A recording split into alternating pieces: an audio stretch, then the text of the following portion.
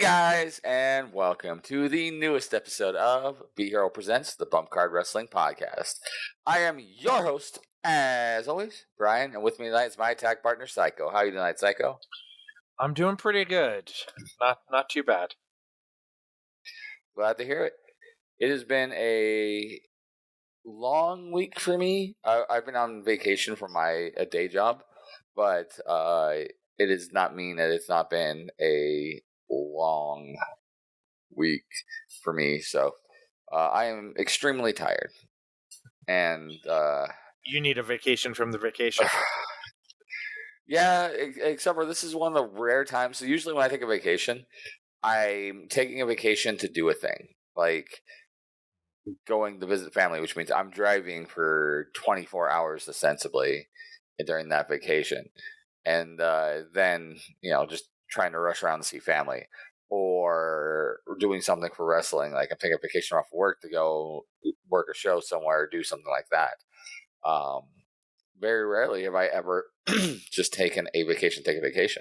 And even this was going to be a vacation to go to New York for another opportunity.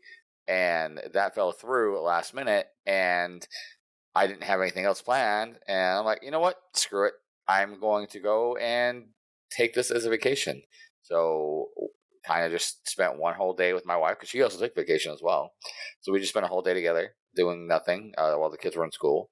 And then I've gone fishing in the last 2 days and then did an event with my kids' school, their field day today. And tomorrow is fishing after I get this edited and posted. So it is, again, it's a long vacation, like a long time, I'm doing a lot of nothing. Uh-huh. That's very tiring. So that sounds like it. I couldn't be happier.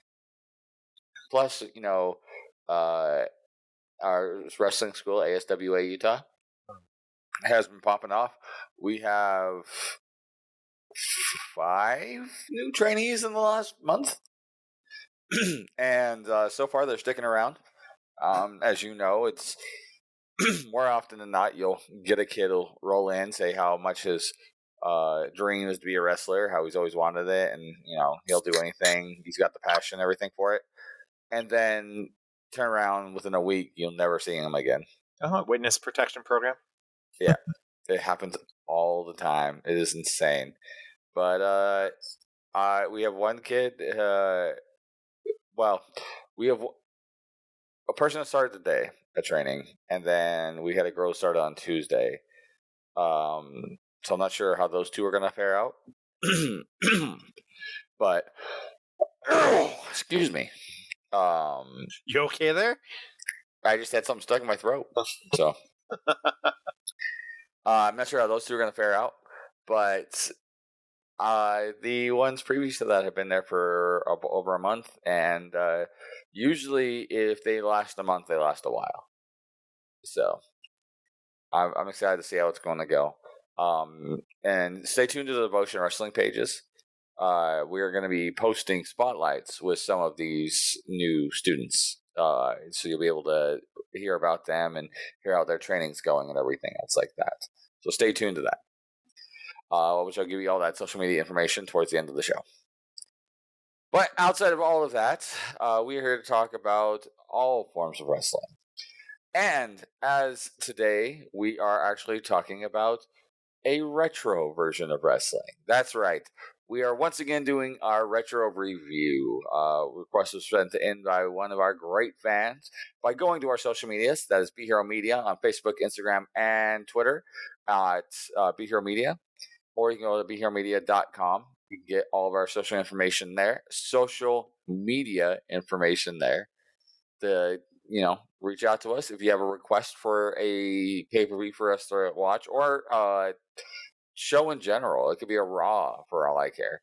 We actually have another review request that maybe I'll mention it later. Okay. They're coming in. It's slowly but surely, so I'm glad to hear it. So, guys, reach out to us. We will happily do more. There's some of these ones like I remember watching the main event of this one way back when, but I didn't actually watch the whole pay per view.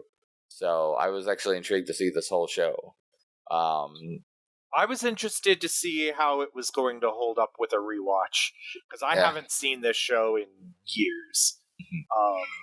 But it does. It has some good stuff. It has some not so good stuff. We'll get Yep. into that and give our opinions. There were some surprises on here that blew me away when I saw them. So we'll talk about it as we go on. But before we do that, as we do every week, as we always do, we are going to go and talk about the World Wrestling of News. So, Mr. Psycho, what's happening in the world of wrestling? So, the first bit of news is some Tammy Sitch, some sunny news from prison. She's dealing with some major health issues. I don't know if you heard about this. But she ate some bad sushi. You get sushi in prison? Oh, I don't know where you're going with that. She's minimum security prison. It's not like she's in maximum security, so it's like a Holiday Inn practically. Yeah, I'm sure she stayed in some better places. But well, I stayed in I worse guess places. she's got I guess it's something with her leg. Like it's looks like as she describes it, it's like it's basically swelling. It looks like a bike pump, pumped up her leg, and she's worried about it because she doesn't feel like she's getting the treatment that she's supposed to, and they're not taking it seriously in prison. And obviously Chris Candido died of a blood clot years ago, and so she's kind of, she was there for that, and so she's kind of worried that the same thing's going to happen to her, but in prison. So I don't know. I mean, yeah, I don't know what comments I have on this. I feel bad for her, but at the same time, she kind of laid that bed, in my opinion. As many as she has. The jokes write themselves. All right. So with that being said, if she is actually having medical issues and going through the problems she has, it is very sad. You don't want to see anybody having to deal with that kind of thing. She has, as you said, laid her own bed, and so she's made her own bed, so she needs to lay in that. Yes, that. You got me. I knew there was a laid in there somewhere. Yeah, she made her own bed, so she's got to lay in it. Yes. But that being said, we should always remember that these are people that are in prison, and they do need decent health care, at least a decency that we would have here outside of jail. And if she doesn't feel that way, then it is sad, especially when it comes to stuff like that. Your body doesn't just normally bloat itself. Bloating of any variety, especially in the leg, usually is a sign of a bigger problem. Yeah. Clot is possible, but there would be other issues with it. But my guess is more likely an infection. She may also be dealing with some issues with diabetes due to her issues she's been having lately. So it's possible that she might be undiagnosed with pre-diabetes, diabetes of some variety. That's what it screams to me. In my job, I'm not a medical professional. I just read a lot of medical journals. Well, I mean, I used to be Dr. Psycho, but I don't have a clue here. Wrong kind of doctor. Yes. So, that being said, I hope that things do turn out better for her, so that she can serve her time properly and not have to deal with suffering like that. So next bit of news. I don't know if you saw AEW this week, but Darby Allin has returned.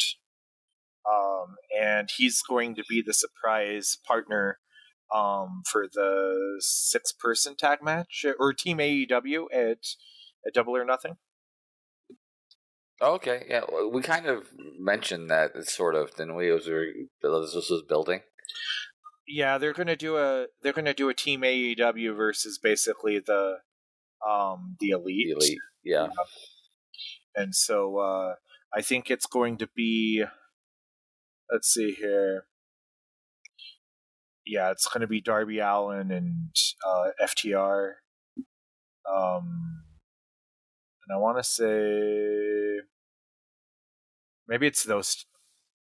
I'm pretty sure You somebody said else. it was a 6-man, so I could be wrong on that. It could be. Oh no. There's let's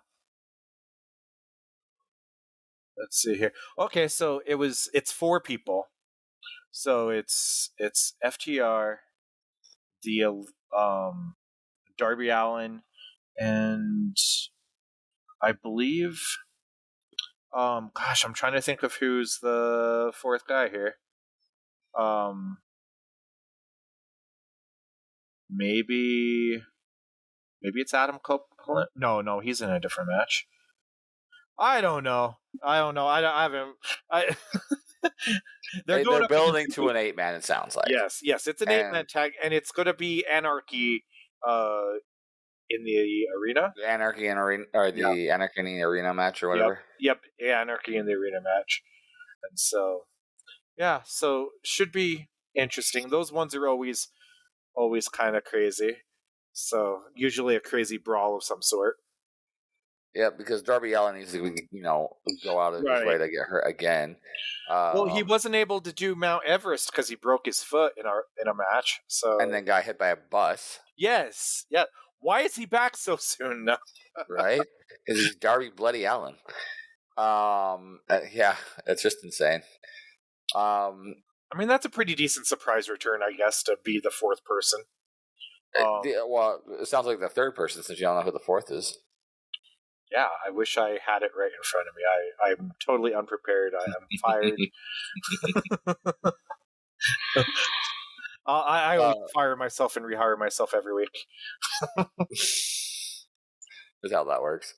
So, yeah, no, I think it's gonna be good. In fact, I think like I said before, I think a few weeks ago when we saw this building, that we kind of mentioned it, that this would be the way when we saw it on the what pay-per-view was that they just had, that we talked, Wrestle Dream, the AEW pay-per-view that we just watched. No, the AEW pay-per-view we just watched was it wasn't Wrestle Dream. I don't think. Oh wait, no, it was Dynasty. Dynasty, that's what it was. Yep. Yeah. They, to be fair, they haven't had established like pay-per-view names yet, like the WWE does. So it's like, Right. what the hell do they name their stuff? Right. I know Double or Nothing. I know All In, All Out. Yep. Revolution, I think, is one. Forbidden Door. Yeah, Forbidden Door. Wrestle Dream. Wrestle I've got Dream. that one down now. Yeah. Dynasty is the one, the next one we have to try to remember. Right. Well, it's a brand new one. It's their first one they've done. So. Yeah. So, all right. Yeah. No, I think we called this, especially even with Darby in it, if I remember right from our review from Dynasty. So. Yeah. The other thing here. So I don't know if you heard, but John Cena is hosting Shark Week this year on the Discovery Channel. So I mean, sure. Jason Momoa has done it the last 2 years. Yeah, so it's John Cena this year. I think Cena's a bigger star than Jason Momoa. I don't know. I think that's my opinion. My opinion. Obviously. I mean, the only benefit for having Cena do it over Momoa is Cena get in there with a camera because the sharks won't see him. Right. I want to see that Jaws movie. I really do. I want to see, the sharks like, huh? Like Scooby-Doo almost, like, huh? If you're gonna do it, it's gonna be Jabberjaw, because Jabberjaw was the shark version of Scooby-Doo back in the day.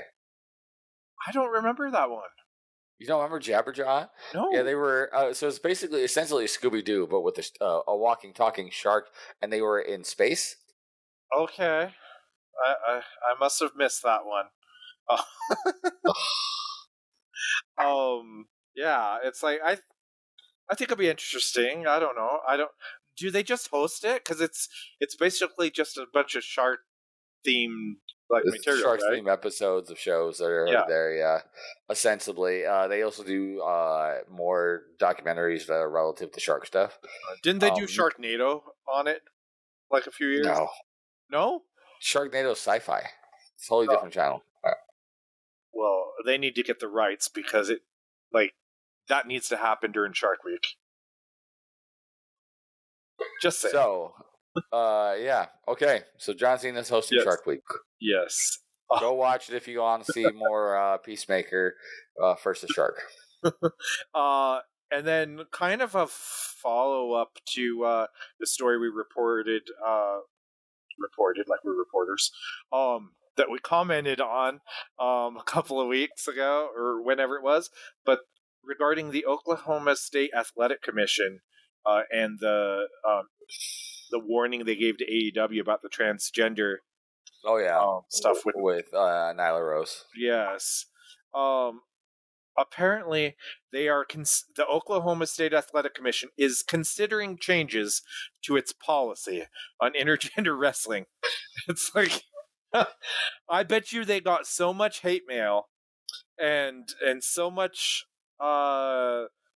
people lashing out at them that they really had no choice to bring their policies up to the 21st century.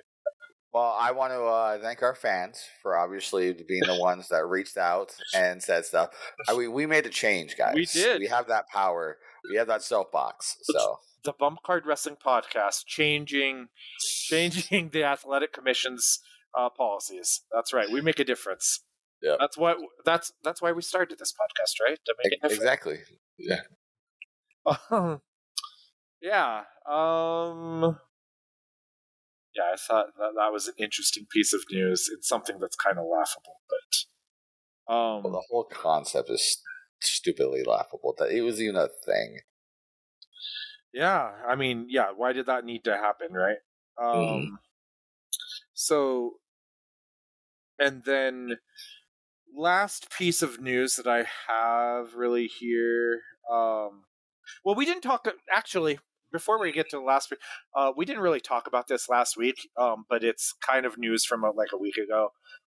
But I want to know thoughts on this incident at this restaurant with Ric Flair. Have you heard the whole thing from both sides? Yeah. Well, I've watched the video footage of it. Did you see that? I have not watched the footage. Oh, there's footage. I heard a report of the footage, but I haven't watched it. Oh yeah, I've watched it. Is somebody like waiting for their table and they're videoing it? Yeah, and yeah, it's interesting. So, just so everyone knows, Flair put out a tweet just bashing the crap out of a pizza place that he had apparently gone to. That he spent $1,500 at on his meal. Signing a bunch of autographs and taking pictures, and then goes off to complain that the manager was in the bathroom too long. And along with his tirade about never going there. So, both the restaurant themselves, in the most professional way possible, as well as the manager, came back and said, no, he was drunk off his ass. Again, they said a lot more professional, I'm saying. But basically saying, no, he was drunk off his ass, totally out of line, was wooing in people's faces like an old grandma, like wooed right in her face, and started throwing stuff at people. And it's insane. I didn't see that in the footage. I saw after they had asked him, that they told him he was cut off, and him explaining, that it was actually really interesting because Ric Flair, like in this type of a situation, he's exactly like the Ric Flair that we all know, right? That one you see on television. Like, he cuts a promo. Like, he is Ric Flair. Okay? And so, like, they're telling him, that you accosted, my employee or something like that. And Ric Flair is saying, like, how did I accost him? It's like how did I disrespect him?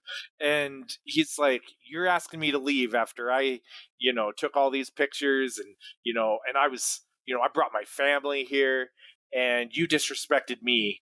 And they basically I guess it's the manager that's talking to him and was like, I'm not asking you to leave. You're just cut off. And he's like, you're cutting me off. And he says, we were fine with this waitress and everything, and then you come over, what's your name? And his name, the manager's name, his first name was like Nicholas or something or Nick, and he gave a last name, and like Flair was Nick like, Fettuccine. no, he didn't really. It was me, Flair. It was me all along. No, no. So Flair's like Nick Dickhead or something like that, and he's like, you don't. And the manager's like, you don't need to speak that way. It's like you are a dickhead. And then he's like, I'm going to give he likes talking to the waitress. He's like, I'm going to give yourself a $1,000 tip to call him an a-hole. But he didn't say a-hole. But he's like, call him an a-hole. And it's like, you don't need to use that language. It's like, I'm going to give you this tip to call him an a-hole. And he's like doing that stuff like that. And so they're going back and forth on all of this, right? And then Flair basically tells the manager, it's like, why don't we go outside and settle this like men? And the manager's like, I'm not going to go outside with you. I'm on the clock and everything like that. And it's and Flair's like,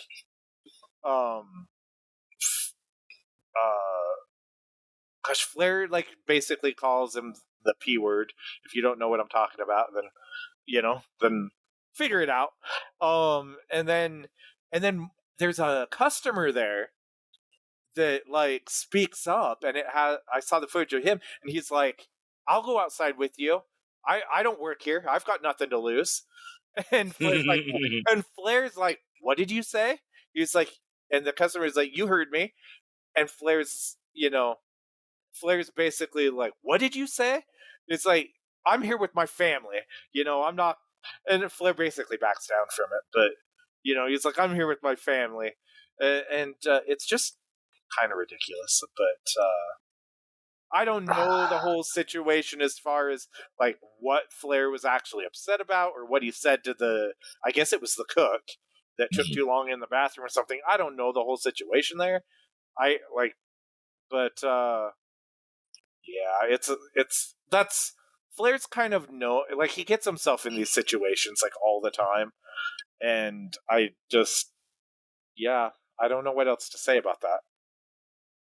Well, one, I'm very proud of the establishment for ostensibly being the most professional that they could possibly be in a situation like this.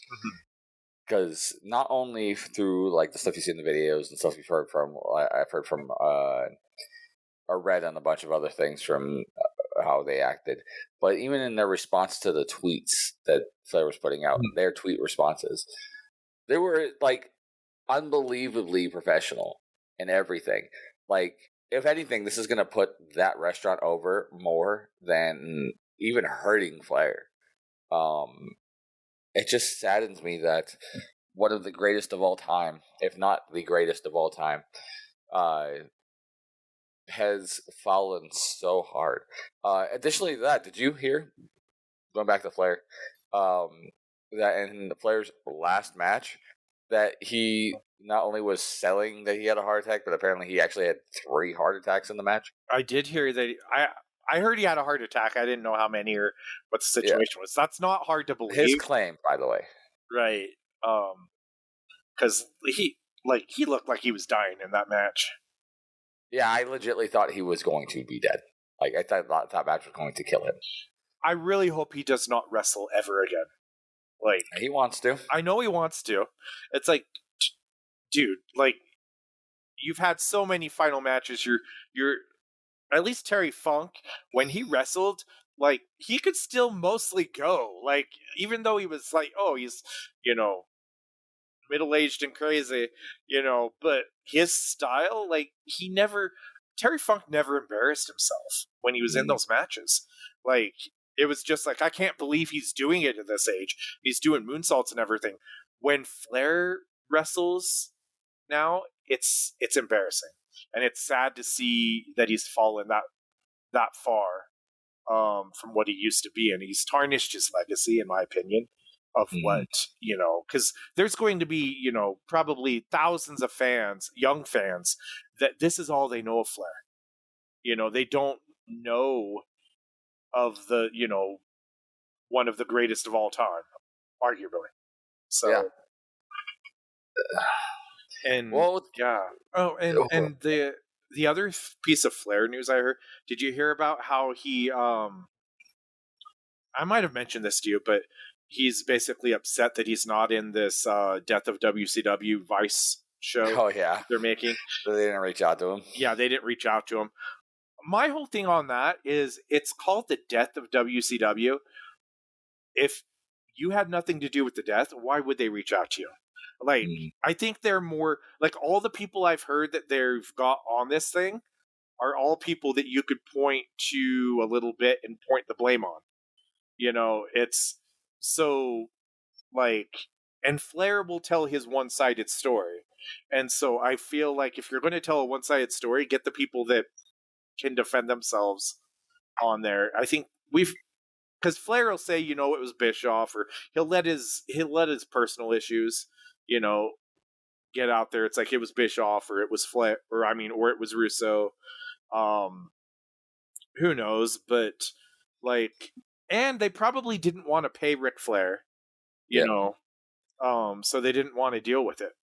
I mean, all you need to do is pay Cornette. You get the same fucking answer for half the price. Excuse my language. Excuse my French. Yes, excuse my French. Oh my gosh. All right. With that being said, guys, let's transition from Flair news into a pay-per-view headlined by Flair, in my opinion, spoilers, one of the best matches I've seen in a long time. Okay. Well, we'll get into this. So all right, Spring Stampede 1994. Yes.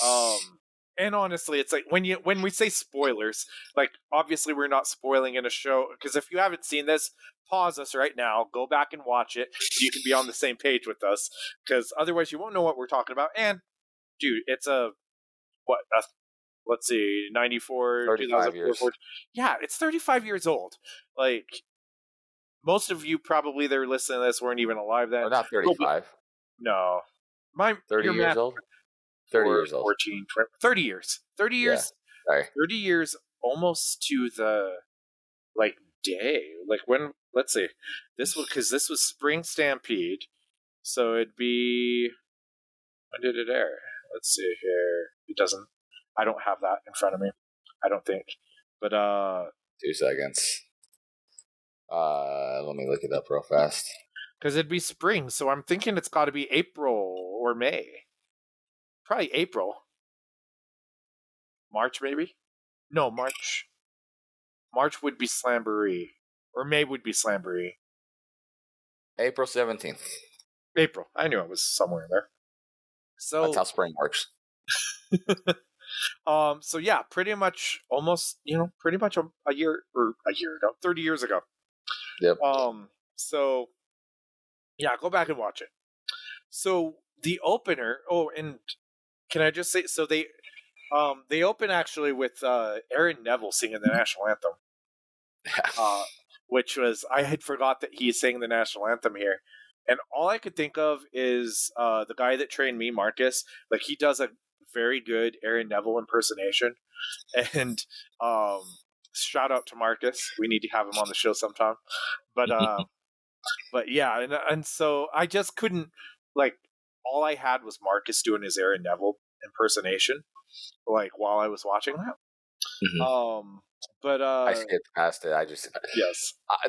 I rarely ever listen to a national anthem because I just can't. Most people butcher the national anthem, so it's really hard. So I skipped right past it. Aaron Neville's a good singer, though. So we've got the opener: Diamond Dallas Page versus Johnny B. Bad, and This, I'll tell you right now, this is before both of them got good. Because I feel like Diamond Dallas Page, he was still greener than Oh yeah, he grass was there. super green and like not overweight, but he was big for him. He wasn't in the kind of shape that he would get in later. You know, he hadn't discovered his own yoga yet. Um, but this match, like, I'll tell you, when I was watching this, um, the thing that stood out to me the most was it seemed like a house show match. Like it was, or like the type of match you'd see on the indies. Like Mm-hmm. it did not seem pay-per-view worthy. Like it was very by the numbers, very honestly, I thought this match was not very good. And the commentary was actually better for this match. Like at one point, because they had Tony Schiavone and Bobby the Brain Heenan on commentary, and Diamond Dallas Page um does the gut buster, and Oh yeah, stomach Tony buster. Schiavone calls it a gut buster, and Bobby Heenan breaks in, says, Page has a name for that move, and Tony's like, really? What's it called, or what's he call it? And Heenan's like, it's called a The, gut, or it's called a, the stomach buster. yeah, he's like, it's called a stomach buster. And it's like, isn't that what I just said? He was like, no, stomach and gut are two different words. Yeah. And Heenan does that through the whole thing. I, I swear, man, watching stuff like this always makes me reminds me how much I love and miss Heenan on commentary. He was so good. He's the epitome of a great heel commentator. Like Lawler's who I grew up with, right? As a heel commentator, but Heenan is honest opinion, like the greatest heel commentator of all time, even over like Ventura, because Heenan was able to get the heat without really saying anything terrible or doing something terrible. Like you go listen to Lawler's like commentary now, and it is not the same. Like it would not have worked the same now as it did then. And similarly with Ventura. Not as the same level as Lawler's, but it wouldn't have been as good. But man, small things that Heenan would do, like this with the stomach and gut buster, or later on he throws shade at Steamboat for doing, I think it was a bulldog or something, but he used the ropes to kick over. And like he's right there because it's him, Shivani, and then Nick Bockwinkel, who's the commissioner. And he looks at Bockwinkel and goes, "Isn't that illegal? You use the ropes for assistance." And Bockwinkel kind of nods his head and he goes, "See, I told you." Like he's the kind of heel commentator that you not only love to hate, but he's not really wrong. He's just a dick about it. Yeah, and like, yeah, he's really entertaining to listen to for sure. Yeah.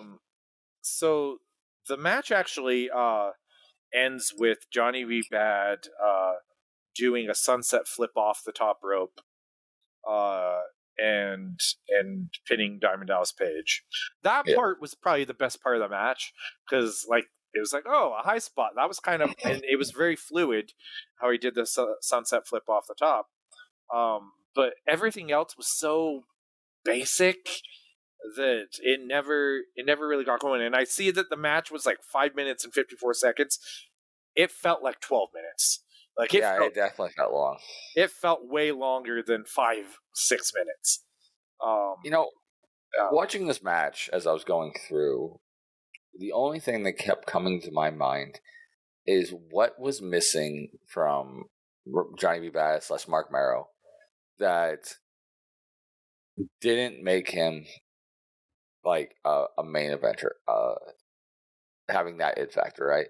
because he had everything. He had the moments. He had the ability. He had better ability, more ability than most of the roster, even to today, right? He had the look. He can cut promos. He can do all of the things, but he just didn't have whatever it was. And I was thinking to myself the whole time watching, like, what was he missing? What made it so that he was, a curtain jerker or mid card forever and never jumped up that much higher?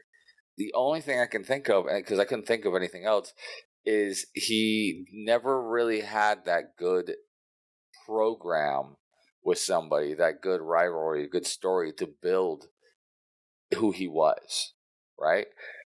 And like I just kept racking my brain the whole time because he has everything. Mero is a fantastic wrestler. Like he has all of the bits, but at the same time, I was bored. Yeah, it was. I've seen some decent Johnny B. Bad matches later in his career. Mark Merrow matches. Like he got better towards the end of his WCW run. And he's had better matches with Diamond Dallas Page when Page got better and he got better, and they had better matches later on, like a couple years after this in like 95, 96. And then Mark Merrow went to the WWF, and Mark Merrow had good matches there. Yeah. He had a good one with Stone Cold Steve Austin at King of the Ring. He had a good match with Triple H. So I mean, he had some good matches. And I think by the time he really got over in the WWF, when with the whole Sable thing, Sable had kind of overshadowed him, and then his body was too broken down to like match like the kind of heat he was getting at that point. And so I just think it was like the opposite actually of DDP. Mero got good, and then his body broke down, and then he got over. Whereas DDP eventually started to get over, and then got good. So but his body wasn't as broken down later on in his career, and he was able to do more. So I don't know. It's kind of interesting here seeing them this early on. But this match, I never want to watch it again. I'll just say it's not even that it's like it's so terrible it's good. No, it's just bleh to me. Yeah. I wouldn't even call it per se basic because it was missing, especially from DDP, is like the story and the foundation for good character work, which kind of makes it hard to watch. When we train at ASWA Utah, we focus a lot on character work, storytelling, and matches. And this is the reason: is you can make a basic match like the same match that they had could have had a great story to it and would have made the things more interesting. And that's why we focus on it so much. Yeah. So from there, we go on to our next match, our first title match of the evening. It's for the television championship. And I actually, because they had Michael Buffer announcing all night, basically. Yeah. And I had forgotten that he had announced like anything other than the big main events, because I'm so used to him during like the Nitro eras and stuff like that, like doing the announcements for the big matches and doing the let's get ready to rumble type thing. But so it was kind of interesting to see him announcing the whole show. But our TV title match up here, we've got Lord Steven Regal defending against Brian Pillman. And this was the days of the TV title where it was 15-minute time limit. And I have to say, so at this point while I was watching this, my girlfriend, Alicia, she sat down, she was kind of watching this match at the beginning, and when Lord Steven Regal came out, she's like, is he supposed to be like what'd she say? She said like a Dracula, like like she said a cross between Dracula and Superman because of his cape and how it was like put up and how he was walking and everything. And I always find it, because she's not a huge wrestling fan. Okay, she's actually not a wrestling fan at all. She does not watch. But she'll, occasionally, if I'm watching it, like, she'll comment on things and tell me how dumb it is. But but in this case, I thought it was funny hearing that from a non-wrestling fan perspective, seeing that for the first time. But Regal here, and he is so young from what he would go on to do, but I would have thought this match would have been better, because you've got Lord Steven Regal, and then Brian Pillman. When Flying Brian was there, my girlfriend was basically saying, Flying Brian, that took a lot of brain power to come up with. So, Flying Brian. That hurts, by the way, because if you remember, that was the initial gimmick I asked to do when we first started training me. Yeah, she thought you'd get a kick out of that since your name was Brian. Since your name's Brian. So, well, I wanted to be Flying Brian Michaels, and you shot that down quick. There's only one Flying Brian, and it ain't you. Could have been. Yeah. You were a good mean Mike, though. You were a good mean Mike. Yeah, lasted 15 years. This match, it's I don't know. It was a lot of like it had good moments, and like Regal was like hitting hard and different things like that, but it never really felt like it got going. And it was kind of boring, to be honest, because Regal just kind of held Brian Pillman down for most of the match and just kind of held him in a hold. Like, it was basically a rest hold for like almost 15 minutes of the match. And then like, so Pillman did not look good in this at all. Like, it looked like Regal was just out wrestling him. And so, like, even when Pillman started to make his comeback and do some moves, it never really looked like, oh, Regal's in danger of losing. It never, like, he'd hit him with a drop kick or he'd hit him with like a simple move or whatnot, and it was like, I would have liked to see more fire from Pillman trying to really show some urgency, because you only have 15 minutes, to fight up, and it was just him laying around a lot while Regal was on top of him. And so I just yeah, it was this match. And they did this kind of thing all the time, where with Regal in general, or specifically, the opposite of in general, they did this thing all the time where Regal would have these 15-minute time limit draws. And for me, I've seen so many of them. This was just very repetitive. It was like, okay, it's the same thing. If you're going to do that finish, like, have the baby faces show some fire, like they're almost about to win, and instead it was like a bunch of one counts at the end. They also had it, like, I think if I remember right, the time limit runs out while like they're both on the outside. Yeah, bad timing. Yeah, like, you need to build to it better for that. And I agree with you. I mean, I'm a big fan of ketchup can wrestling, which is what the style of Regal does, and I was very much into it. The problem is to have good ketchup can, you also need to have somebody that is able and willing to sell the crap out of it for you, and Pillman did not. Pillman just kind of took the move and then got back up like nothing happened for most of the stuff. Regal in his prime, and even now, but while he's building up to it, it's fantastic. Like, he is one of the most underrated workers that there's probably ever been. He's on the same level as like an Owen Hart or a Kurt Hennig for me when it comes to stuff like that, because of his in-ring aptitude and ability. But that being said, this is definitely not a high mark for his matches. I was fine again with his particular part, because he also sells amazing in this match for Pillman. But Pillman was not there for him. I don't think Pillman was the right opponent for him to really show off what he can really do. And if I remember right, this is Pillman a few months after the breakup of the Hollywood Blondes. Yeah.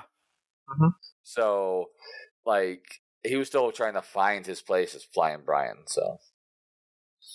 Yep.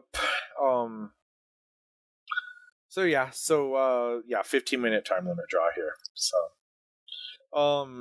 So next we get to some good stuff. So we've got the Chicago Street Fight. Nasty Boys versus Cactus Jack and Max Payne. Non-title, not for the tag team titles. This one starts like intense, and like this match still holds up. Like they were beating the crap out of each other. Like very innovative stuff for the time too. Like they're hitting each other with pipes, and they're laying it in too. They stand on the table and it breaks before they can do a move. Oh, it was just pure madness at that point. But they're hitting each other with shovels at the end. They're I love Heyman, yes. or not Heyman. Heenan. He's like, where did he get a shovel? Yes. It was awesome. And then like if you watch, they're like when I think it's Sags is hitting Max Payne, or I think it was Max Payne, maybe it was Foley. But when he's hitting him with the chair, he like has it like not folded flat. He's like hitting him like with it in the seated position, like hitting him across right in the head with it and stuff. It's insane how stiff this stuff was. And they're like hitting each other with the table. Like the one, like Knobs at one point is hitting Mick Foley, like just like having the table above his head and hitting him repeatedly, like thumping him on the head with it. It's so stiff. They're brawling into a makeshift, merch table, and they're beating each other all over there. I love that they had this merch table in the middle of this whole thing that was completely closed off from the fans. There's no way a fan could get to it, and it's just there. They wonder why they have nobody buying their merch. Right? Why are our merch sales down this week? Our merch sales suck. We don't know how to do merch. We can't even open it up to the fans. It's like... And then I love it too because Max Payne's got him in like a body slam and getting ready to press him in, and he walks over because there's two tables. There's a table without merch on it and a table with merch on it. He walks over and he's like he's about to do it, and then like he looks over and goes, "Oh yeah, that's the one I'm supposed to use." And then he, to be fair, this was on the level of it was so bad it was good. No, you're out of your mind if you think this is bad. This match was amazing. Like it was so horrible. No, it is so stiff. Like go back and watch it. Being stiff does not make a match good. But this match was good. It was a complete insanity, and this match was not boring. And maybe it was just like after seeing the first. I had my phone in my hand watching TikTok for 90% of this match. You are out of your mind. Like this match was, honestly, in my opinion, this was the best match on this show. Like over Flair and Steamboat. Yes, and partially because we'll get there. I'll talk about Flair and Steamboat, but this match or Muda and Austin. Okay, we're going to talk about that one.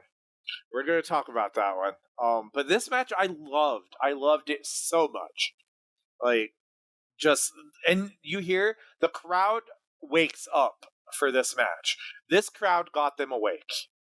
Because the first two matches were like a low bar after the last match. It is. It was. Not gonna lie, but I cannot believe that you did not like this match. Not an ounce. To be fair, I've never liked the Nasty Boys. And I don't remember Max Payne whatsoever, so the only saving grace for this match for me was Foley. And I just couldn't. And like, when I'm pretty sure it was Sags and Foley standing on the table when the table broke, when they were just standing on it. I was like, I'm done. I'm done with this match. I'm just done. It worked in the context of the match at that point because it was just. It didn't break on purpose. Well, I get it. I know it didn't. But at the same time, there was so much chaos going on that like they worked their butts off trying to, trying to kill each I other, will basically. I will definitely agree. For all of the shitty shenanigans that they were doing, they were working their butts off, and they put a lot of intent into it. There was a lot of stuff that they were doing. There was no story. They didn't sell an ounce of anything that was happening to them. Yeah, but you have to understand who they were. Like, they're basically two teams that can take a lot of punishment, and they've been built up that way. Um, so So they are the generic badasses that every indie wrestler who starts off says that they are. yeah, but they actually are that. Like they seriously they and for 1994, before like this would have been like before ECW really got strong.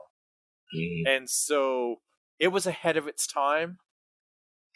That also could be too like why I'm not such a huge fan of it, because I don't watch this pay per view to start with. I remember watching the main event, probably on a supercut or something somewhere, but I never watched this pay per view, and so for me, I'm seeing it through jaded eyes.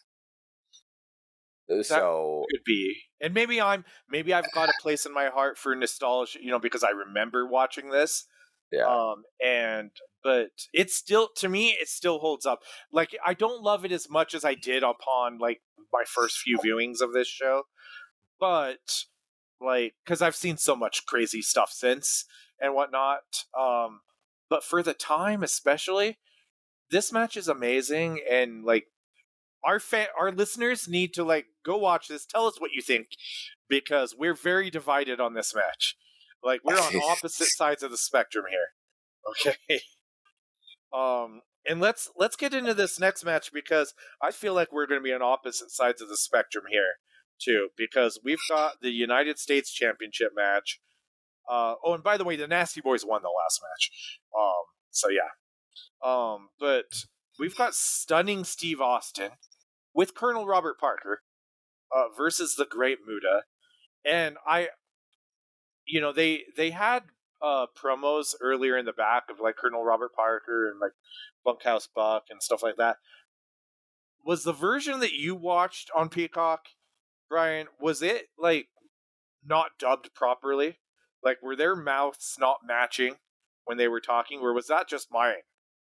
I don't remember that being a problem, so it might have been just yours. Okay, it was very, yeah, they were not, like, my girlfriend was like looking, it's like, that's so badly dubbed. And I was like, I don't remember it being like this. I wonder why it's like that. So I don't know what happened. I thought I was gonna Maybe it ask was your you internet or something like that, because I don't remember it.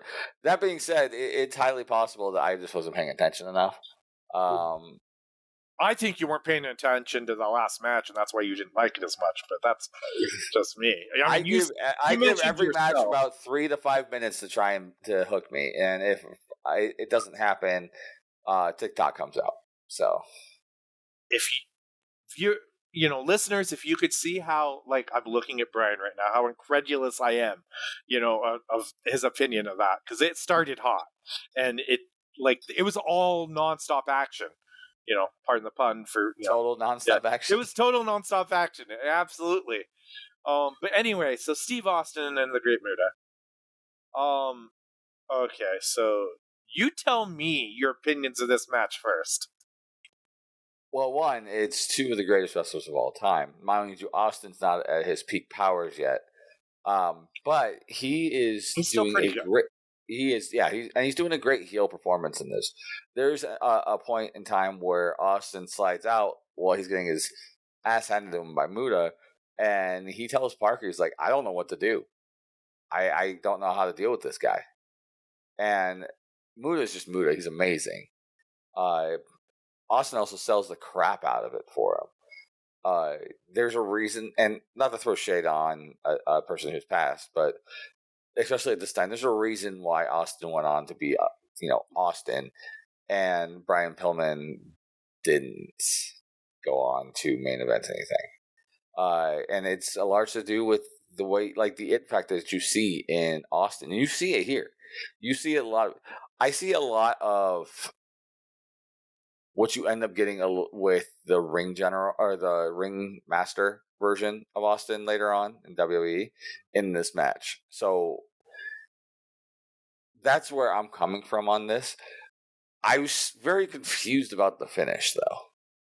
So the finish happens when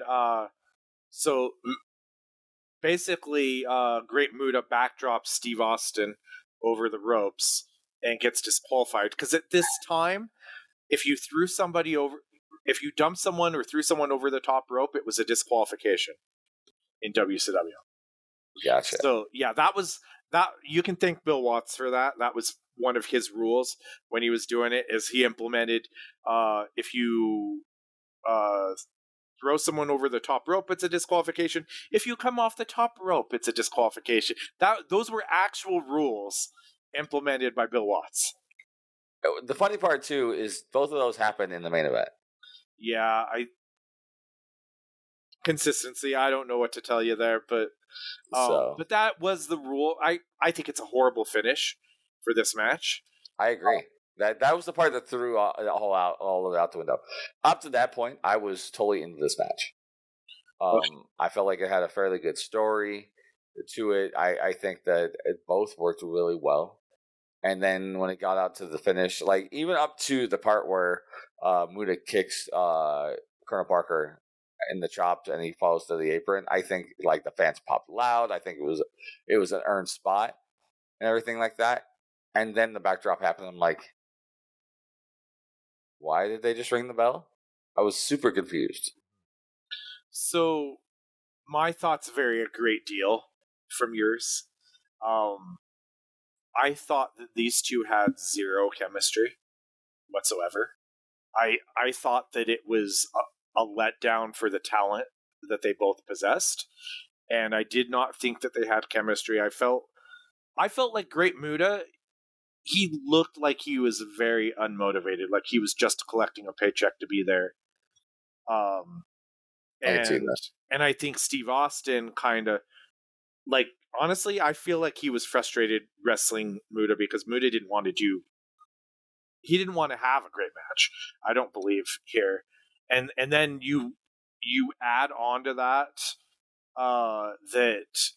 that finish where it's such a cop out finish in this type of a match, because it's like, okay, if Muta doesn't want a job, at least make Steve Austin look good, and then do that finish or something. But this one, nobody looked good to me. It looked like, why even have the match? It was a waste of my time watching it. I can see that with Muta. Like I did definitely feel like Muta didn't want to be there per se, and I felt like I don't even feel like I've seen better Muta matches.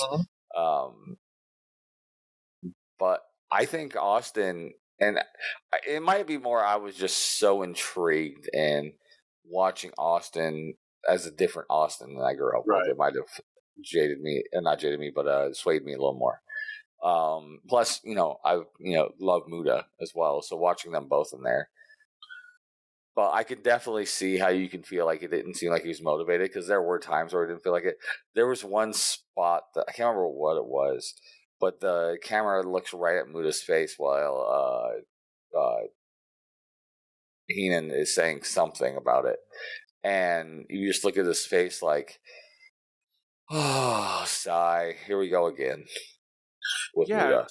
To me, it felt like Muta was moving in slow motion. He was not his usual, fast moving self. Like it seemed like he was bored with the match, and in turn, I was very bored with this match.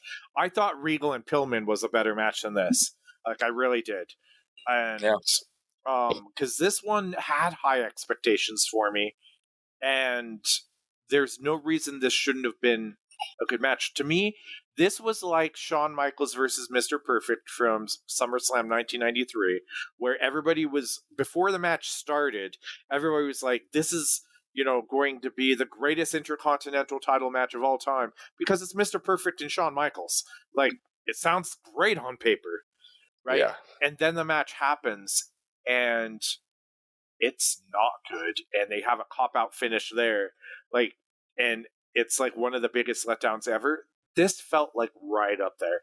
You've got Steve Austin, who, granted, he wasn't the, Stone Cold Steve Austin he would become, but it's stunning freaking Steve Austin against the Great Muta. It should be good. And to me, it And just again, wasn't. like watching Austin in there, I think that, like I said, was the biggest thing for me because Yeah.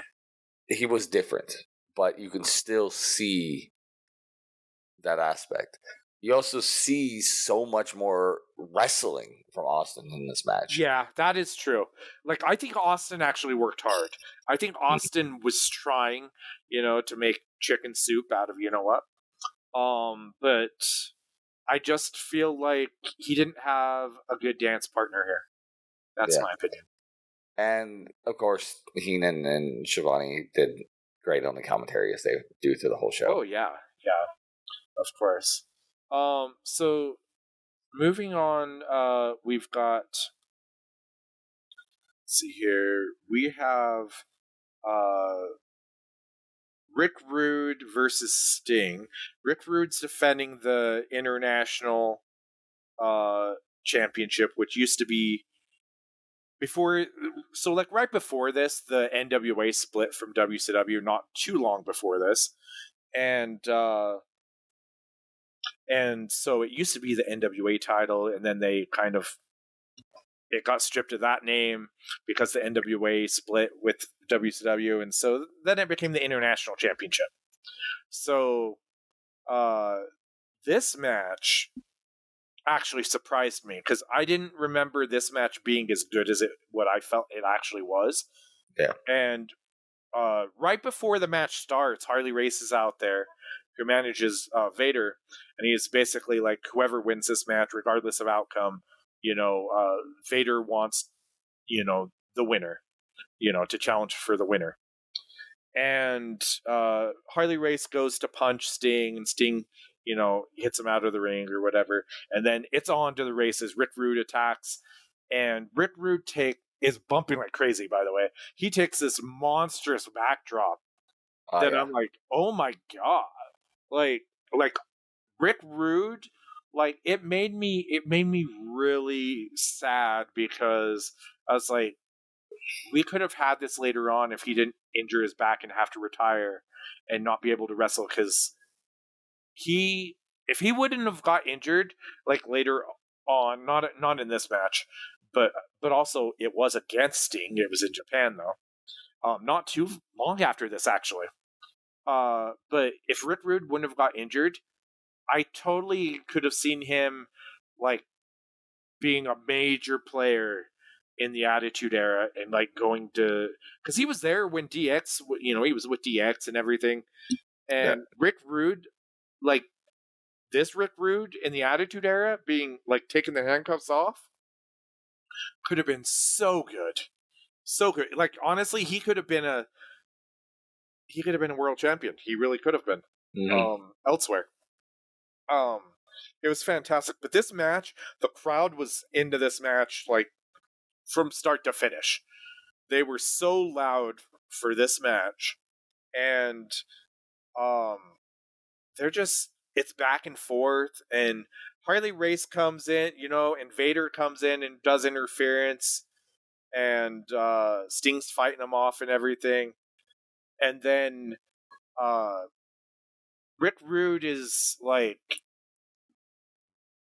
has the match almost won, going for his Rude Awakening and everything, and Harley Race accidentally is going to hit Sting with the chair, but hits Rick Rude instead, and Sting ends up pinning Rick Rude and winning the belt. And the crowd, biggest pop, but might be the biggest pop of the night when Sting wins that belt, and it's amazing. And I loved this match way more than I remember I don't remember it being this good, and maybe it's just because I miss Rick Rude so damn much.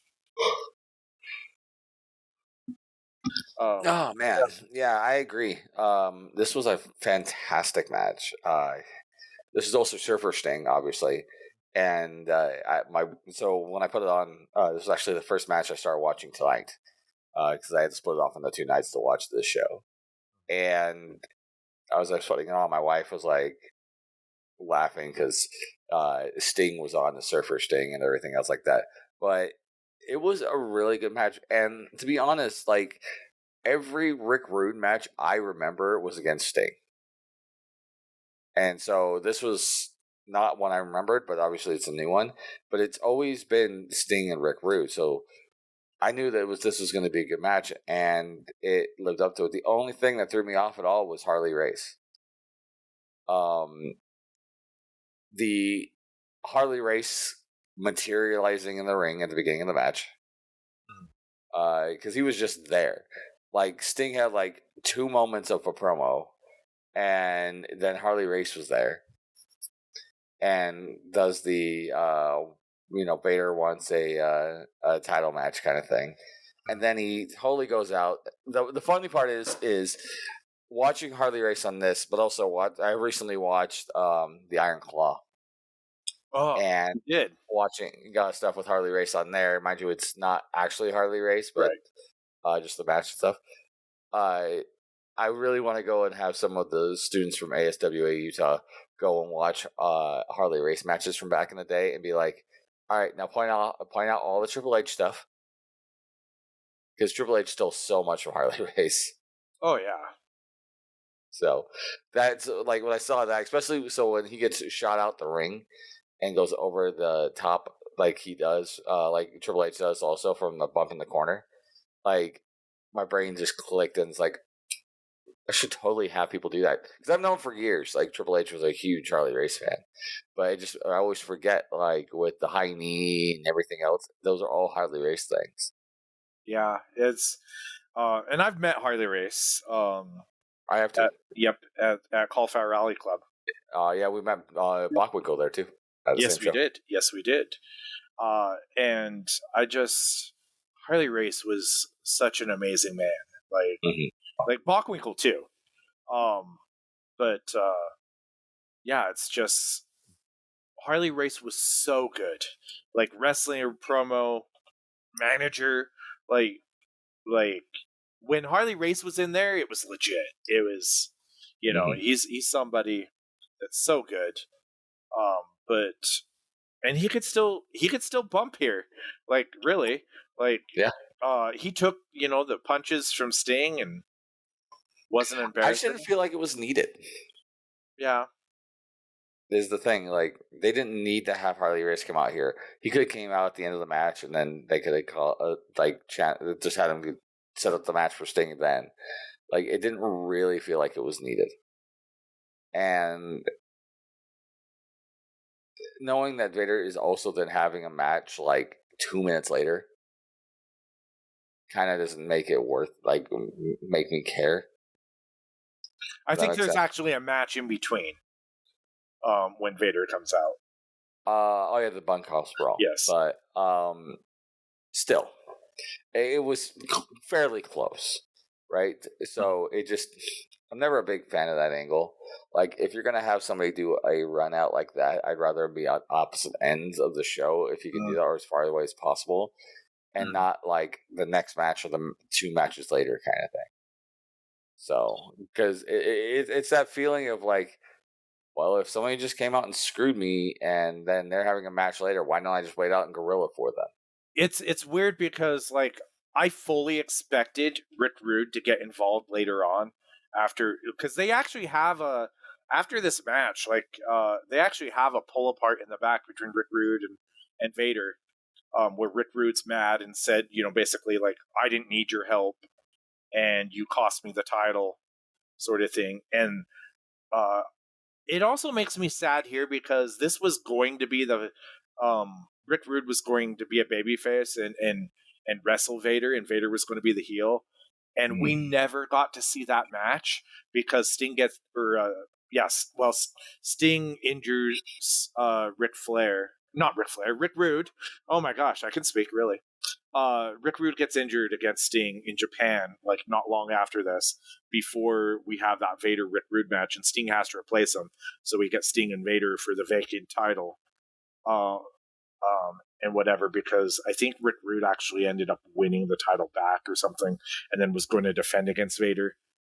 But it's just sad because I was looking forward to like Rick Rude as a babyface because he was over. He could have done either or.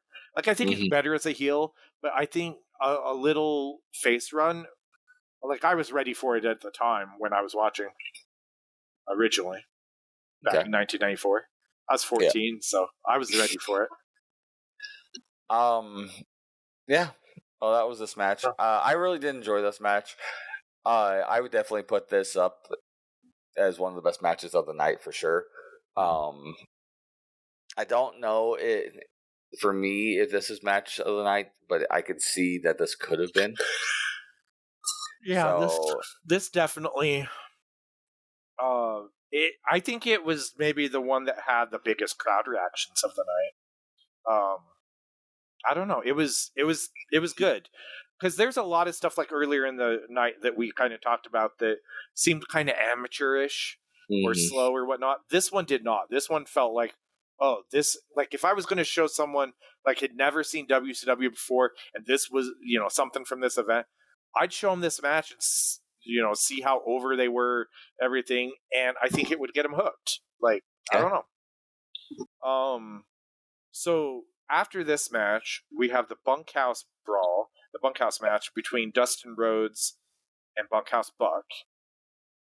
And, it was...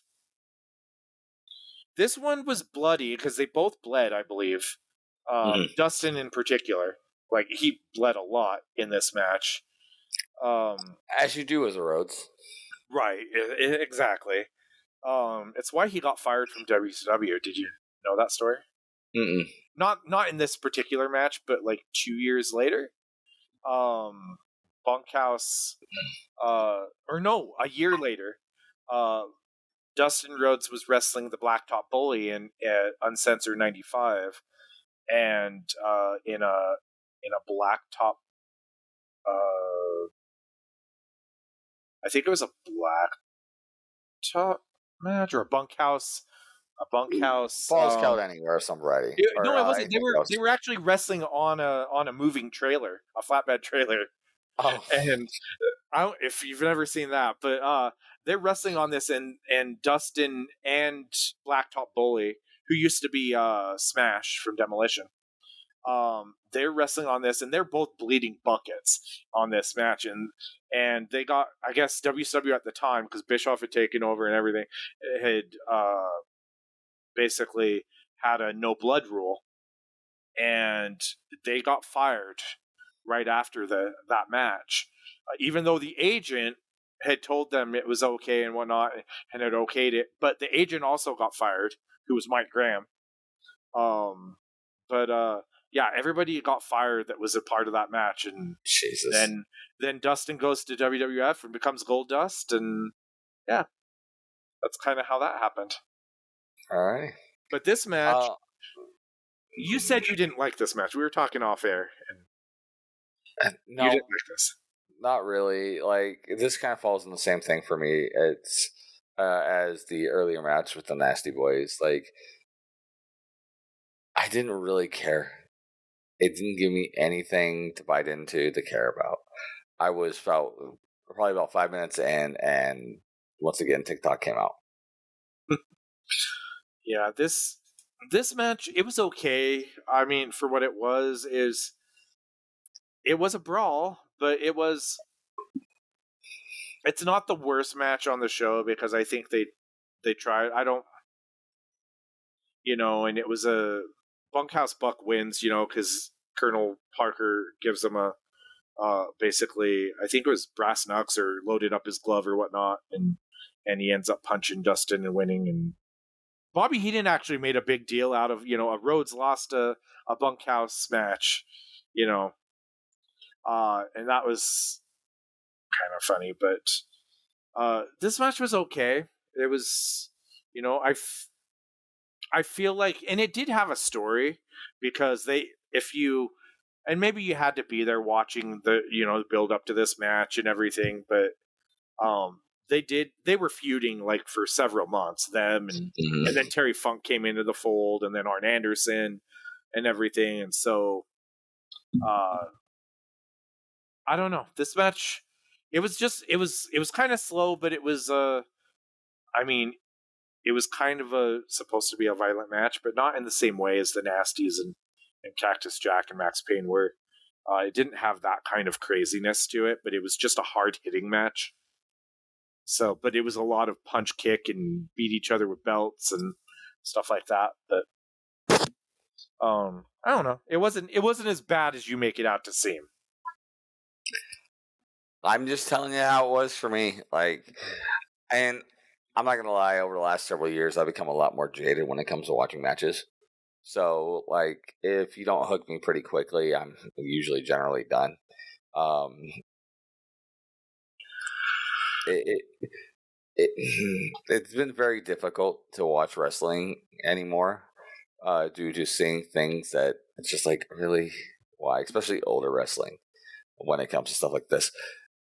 The nice things is I still appreciate a lot more matches that I didn't appreciate before because of the storytelling, but then matches that I might not have been so annoyed with, I am more extremely annoyed with because of the lack of stuff like that. But yeah, this was the match of all time. So the next match we've got Vader versus the Boss. Not the Big Boss Man, because you can't use that name. And in fact, we'll talk a little bit more about that because it kind of plays into the end. But this match was stiff. They were just beating and playing into each other because, I mean, Vader hits stiff anyway, and Ray Traylor, the Boss, he took it and then he dished it back, and this was your Haas match of the night. Basically, it's your as AEW would call it now, your meat match or whatever. That sounds so much dirtier when I say it, but big man slapping man meat. Exactly. Yeah, they're laying into each other, and basically, Vader hits the Vader salt, which is still impressive for Vader, as a guy that size, to do, and hits it on the Boss and ends up pinning the Boss. And then after this match, the Boss basically goes nuts with the nightstick. He's he hits Vader and busts his eye up. Like, he's like, Vader's bleeding. I don't know if that was hard way or not, because it looked vicious. It looked stiff. That's called foreshadowing for him and Stan Hansen many years from then. Yeah, I mean, it just hit him. Yeah, and he's bleeding right under his eye and everything. And then Vader, or Boss, ends up just, like, basically beating the crap out of, just laying into Harley Race, and just over and over and over again. Where if he was really hitting him with that nightstick, like, this would have been like police brutality, like, type thing. It was like, I don't know. But Nick Bockwinkel gets in the ring and separates him and everything, and gets him to leave. In the back, they do this promo where Nick Bockwinkel basically, is saying that's not acceptable, and because of that, I'm taking your handcuffs and your nightstick, and you're no longer the boss. I'm basically stripping you of the name of the boss. Which, do you know why they did that? No. So they stripped him of the name because they were basically getting threatened with a lawsuit from WWF at the time, because the boss was too close to the Big Boss Man. And they were kind of, if you, like, listen to the commentators, like, a lot of times they would kind of play around with it, like, oh, he's the boss, and man, is he big. Kind of playing off of the Big Boss Man name, because it's basically the same gimmick, and then it's not that much different, especially if they can say stuff like that. And so they eventually, they strip him of the name here, and he comes back as the Guardian Angel. And so that's kind of why that all happened. But I thought it was good. This match wasn't. It was way better than the first two matches, and I think it was better than Austin and Muda. I did enjoy this match a bit more for the parts I saw. This one I kind of rushed through quickly, mostly because I was running out of time and I knew I needed to watch the main event. But for the parts I saw, I really did enjoy. Um, and I did stay or watch the aftermatch shenanigans, which also I did enjoy. Uh, it was good for what I saw. Like this one, I didn't get a whole lot of Shivani and Heenan because I was fast forwarding so quickly. But I am going to go back and watch this one. Yeah, it's good. So now we're to the main event. We've got Ric Flair versus Ricky Steamboat. And this one basically, it didn't have a lot of story going into this. This is basically like, all right, they had great matches, years ago, and Ricky Steamboat's going to challenge for the belt here. And this was really just, I think Flair was the booker at this time, and he was basically like, all right, I want to have a good match before Hogan comes in, basically. And so he gets Ricky Steamboat, and this match actually was really good. They're chopping the heck out of each other. They're doing a lot of great wrestling. I mean, this isn't the best Flair and Steamboat match. They have three really, really good ones that are fantastic. This one, though, it's like even a bad and I'm not saying this is bad, but even the worst of the Ric Flair and Ricky Steamboat matches is still better than most matches. Like, you know what I mean? Like this match was really, really good. I don't like the finish. They do the old double pin thing and champion retains because Flair, and that was kind of confusing too because Steamboat gets Flair in the double chicken wing and falls back, which is actually paying homage to one of their previous matches where Flair would submit, or they off of like he made Flair submit one of the times with the double chicken wing, and then he fell back and like they got like Steamboat got his shoulder up at the last minute, or maybe it was Flair, I forget. But they've paid homage to it here.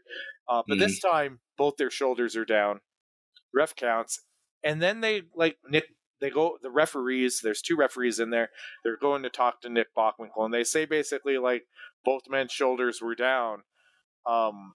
And then the referee goes Nick Patrick, the referee goes over and raises Ric Flair's hand, like he won.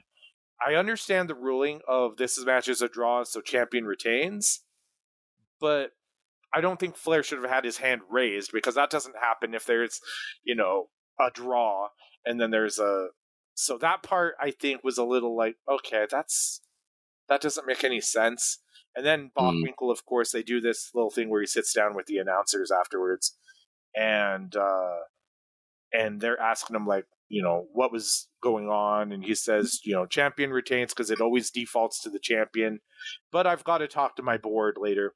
And then they plug the heck out of WCW Saturday Night, which actually kind of surprised me that was. I was like, oh yeah, that was their main show before Nitro, and so they're basically plugging that like, I guess we'll find out on WCW Saturday Night. And Bobby Heenan's going like crazy, like, I want to know now. Like, does that mean that there could be no champion, or Steamboat could be the champion? Like, and Tony Schiavone's just like, I don't know, it could be. And it's like, yeah, it's like, we'll have to tune in on Saturday night to find out. They're plugging the heck out of it, but you just paid for this pay-per-view and you don't get any real finality in an answer. Yeah, which is okay from time to time, but like, I mean, if you're going to, like, it never really leads. They have a big match on Saturday night, later on, because it gets vacated, it gets held up or something, and Flair ends up winning the rematch on WCW Saturday Night. But my whole thing is like, you've got Hogan coming in eventually. I mean, you're going to do Flair and Sting and unify those belts pretty shortly after this, and it's like, why not just have a clean finish here or something? Yeah. I think it would have been regarded a lot better had they had a clean finish. If Flair, even if it was, Flair cheated to win or something, I just think they needed to have a pinfall here. I would have liked it better if Flair had won with his feet on the ropes or something, and then they said we're going to check with the board, on WCW Saturday Night or something, to see what we're going to do about that because Bockwinkel was sitting right there. That would have been better than just having a non-finish. But Yep. that's just my opinion. I'm actually very much in agreement with you. I really enjoyed the match, and I think part of it, though, does go to the thought of, like, I enjoyed it, but did I enjoy it because I enjoyed this match, or I enjoyed it because it reminded me so much of some of the greatest matches? Right. Because there's a lot that they do in this match that they do in most of their matches, right? Right. So, which one am I actually happy for? Which one, like, why am I so over on this match? Or is it because I've always liked Ricky Steamboat, and just watching another great show with him, our match with him in general was great. That being said, I really did enjoy this match, and I also agree with you. Like, I think the finish is the part that ruined the match. And this is kind of the proof positive on match psychology, is really, like, you could have the greatest match of all time, but if the finish is garbage, it's a bad match. Yeah, and I don't think this is a bad match by any stretch of the imagination, because it's still like up until the finish, this is still a fantastic match. Oh yeah, I agree with you. I just think that it got killed by that finish. Yeah, and that sometimes happens, and it's sad. Like, the other thing I would have liked to have seen is like, okay, so we know Hogan's coming in. Flair's going to drop the belt to Hogan in July. Why not make Flair as strong a champion as possible by having him go over Steamboat, go over Sting, which is what ends up happening, but he looks weak in the process by cheating or whatnot. Mm-hmm. Why not give him a couple of these big wins here, so that when he does go up against Hogan, like, it did good business, but it would have done even better business if Flair looked like he was an equal to Hogan instead of like a cowardly heel type character. I think it would have done way better had they built Flair up better here. I agree. I very much agree. Yeah. So. Overall, though, when you told me that this show was requested, I was really excited to watch it today. I was super excited. I was like, okay, this has some good matches. Whereas we watched 1991 Royal Rumble, and it wasn't bad, but it was like, well, okay, why this show? But Spring Stampede 1994, I was like, okay, we're getting Flair Steamboat, we're getting Nasty Boys and Cactus Jack and Max Payne, which I loved, and I remember it very fondly. And I was like, we're getting Rude and Sting. I'd like to rewatch that. I was really looking forward to this show. Did it live up to what I was expecting? Yes and no. I mean, it was good wrestling, and that's really sometimes like what WCW was. Is it had good matches? Did it have a lot of great stories? Not really. It's very AEW in that aspect, just not in the same level. Right, it's different, of course, but wrestling's changed with the times and everything, right? Like, I mean, heck, if you go back to like the early '80s, like a headlock takeover was a high spot, but it's like, and now you've got power bombs that are transition moves, but the pile drivers that are transition moves. Yeah, or gosh, Canadian destroyers, that are transition moves. That's what I'm considering, because it's essentially a pile driver. Right.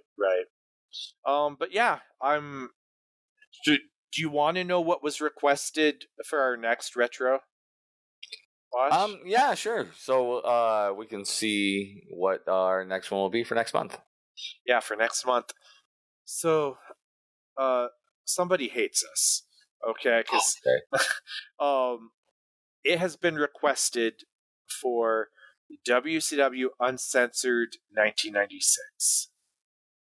If you don't remember what the main event of this show is, it is basically Hulk Hogan and Macho Man Randy Savage in like a triple cage type match against basically all the WCW heels. If you don't believe me, and it's got a lot of the Dungeon of Doom and everything. If you don't believe me, wait till we watch it. It is. I think I have a very small memory of this. This is when Sullivan was running the Doom, yeah, right?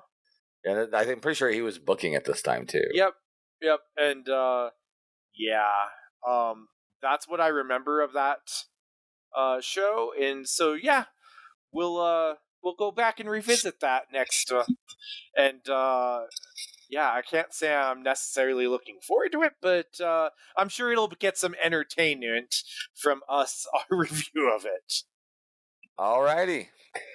With all that being said, guys, I hope you enjoyed this episode of our retro review of Spring Stampede 1994. If you have a request for one or want to talk about, what your favorite match was from this pay-per-view or whatnot, reach out to us once again on our social medias. That is Be Hero Media on Facebook, Instagram, and Twitter. You can reach out to me directly at Mike Burke DCW on Facebook, Instagram, and TikTok, and on Twitter at Mike Burke Pro. And you can reach out to Psycho at Psycho Wrestling on Facebook. All right, guys, want to let you know some of the upcoming shows we have for Devotion Championship Wrestling. May 31st, we will be in Salt Lake City for bar fights at Ace's Saloons. It's always a good time. There's no ring, but a ton of fighting and a lot of drinking. It's always a good time. And then shortly after that, on June 8th, we will be right back in Salt Lake City for our next live taping, and that will be for end of term. That will be a huge show. So big, we're actually might be switching it over to a larger venue. We've already been selling tickets like crazy on that one. So the current spot we're in, the tickets are nearly sold out, and we're not even in the June yet. So we're talking about maybe possibly switching into a bigger venue. If that's the case, reach out to us on social media and follow us so you can see where that's going to be at. And then the next show we have after that is June 15th at Grand Junction, Colorado for the Taco Margarita Festival. And then June 22nd back up in Ogden for Tussle Time 13 at Kamikazes. All right, guys, for all of our great shows, to get information about them or tickets, reach out to us on social media at Devotion Championship Wrestling on Facebook and Instagram, DCW Salt Lake City on Twitter, and Devotion Wrestling on TikTok. All right, Psycho, is there anything else I'm forgetting? If there is, I forgot it too. Okay.